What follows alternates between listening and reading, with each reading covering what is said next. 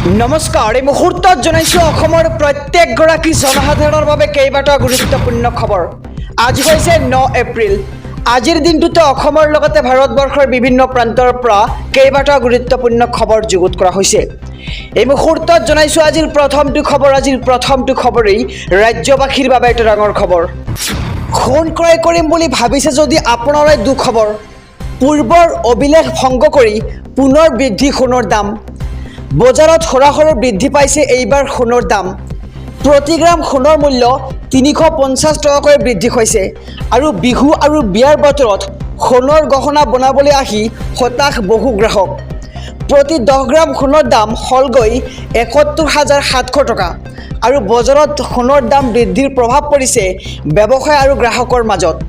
আগন্তুক সময়ত অধিক হাৰত বৃদ্ধি পোৱাৰ সম্ভাৱনা সোণৰ মূল্য আৰু গ্ৰাহকৰ বাজেটৰ সুবিধাৰ বাবে ব্যৱসায়ীসকলে লৈছে এক বিশেষ ব্যৱস্থা। ব্যৱসায়ীসকলে লৈছে লাইট ৱেইটত হেভি লুকৰ গহনা বনোৱাৰ পদ্ধতি আৰু বৃহৎ শ্ব'ৰুমৰ লগতে থলুৱা স্বৰ্ণ শিল্পীসকলেও লৈছে এই পদ্ধতি। সোণ ক্ৰয় কৰিম বুলি ভাবিছে যদি আপোনালোকে দুখবৰ, কিয়নো এইবাৰ বজাৰত সৰাসৰি বৃদ্ধি হৈছে সোণৰ দাম আৰু পূৰ্বৰ অভিলেখ ভংগ কৰি পুনৰ বৃদ্ধি পালে এইবাৰ সোণৰ দাম আৰু বজাৰত সৰাসৰি বৃদ্ধি পাইছে সোণৰ দাম। প্ৰতি গ্ৰাম সোণৰ মূল্য 350 টকাকৈ বৃদ্ধি হৈছে। এই মুহূৰ্তত জনাইছোঁ আজিৰ দ্বিতীয় নম্বৰ খবৰটো। নিবনুৱাৰ বাবে ডাঙৰ খবৰ। নতুনকৈ 50,000 চাকৰি দিয়াৰ ঘোষণা কৰিছে এবাৰ ৰাজ্যৰ মুখ্যমন্ত্ৰী ডক্টৰ হিমন্ত বিশ্ব শৰ্মাই। লোকসভা নিৰ্বাচনক লৈ ব্যস্ত হৈ থকাৰ মাজতে আজি মুখ্যমন্ত্ৰী ডক্টৰ হিমন্ত বিশ্ব শৰ্মাই ৰাজ্যৰ নিবনুৱাৰ বাবে কৰিছে ডাঙৰ ঘোষণা। মুখ্যমন্ত্ৰীৰ এই ঘোষণাই আশাৰ বতৰা কঢ়িয়াই আনিছে নিবনুৱাসকলৰ মাজত। মুখ্যমন্ত্ৰীয়ে ঘোষণা কৰা অনুসৰি নতুনকৈ আকৌ 50,000 চাকৰি দিব ৰাজ্য চৰকাৰে।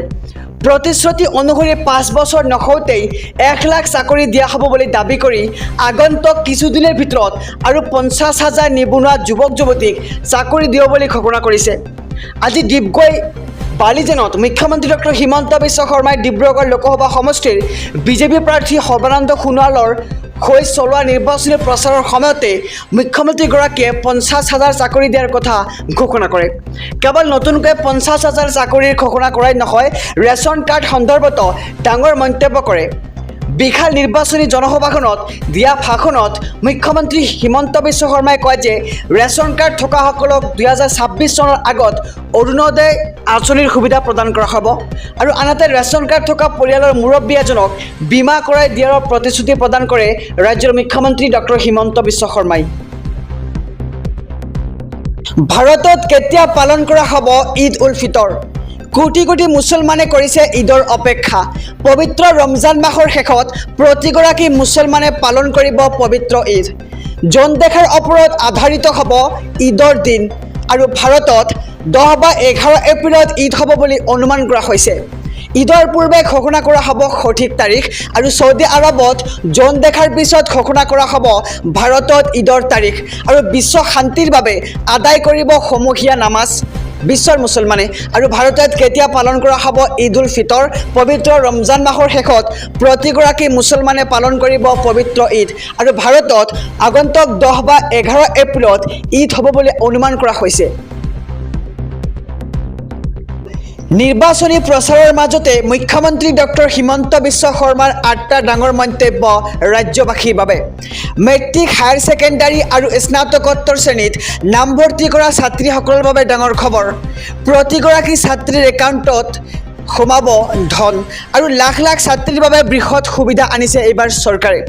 মেট্ৰিক পাছ কৰা ছাত্ৰীয়ে লাভ কৰিব 10,000কৈ টকা।